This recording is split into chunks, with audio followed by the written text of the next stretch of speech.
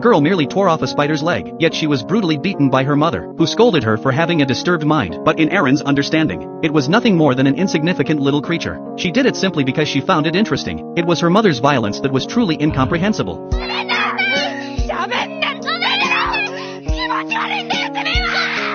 Erin was locked in a dark room, wondering why she wasn't forgiven even after apologizing. Growing up in such an environment, Erin didn't become cold-hearted. Instead, she always wore a smile. But as she grew older, she became an assassin. One day she received a job. The client looked at her with deep suspicion, questioning why a little girl had been sent. In response, Erin expressionlessly tossed 4 eyeballs onto the table, because the 4 bodyguards outside had been staring at her with leering eyes. Only then did the client realize the person before him was the legendary killer, and finally revealed the target. He was offering 100 million to have Erin kill himself.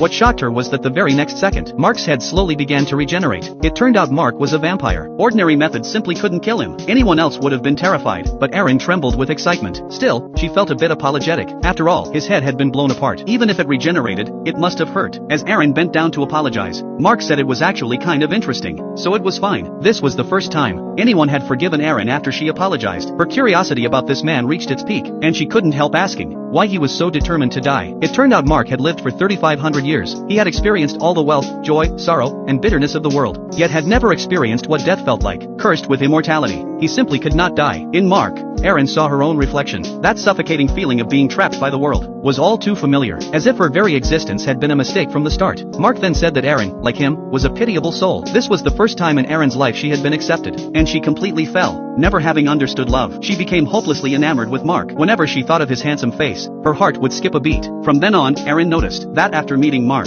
she couldn't eat or sleep properly. Her chest constantly felt tight, and waves of nausea kept rising. Mark told her to see a doctor, so Erin rushed straight to the hospital, unaware that she was already the city's most wanted criminal. As for Mark, his mind was consumed with thoughts of how to die. He believed himself to be the most bored person in the world. The maid thoughtfully turned on the television for him, only for him to see that familiar figure on the screen. Erin stood by the window, shouting Mark's name at the top of her lungs. She said she had just come back from the hospital, and the doctor said she was perfectly healthy, that she didn't even have a cold. Then she asked the doctor again why her chest felt so unbearably uncomfortable.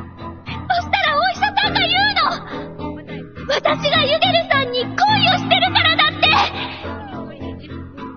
私は可愛いので、ユゲルさんはとってもいい気分なんでしょう。